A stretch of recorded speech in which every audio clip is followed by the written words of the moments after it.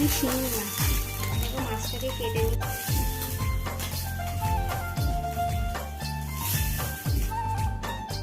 এটা কলা, একটি কলার অর্ধেক।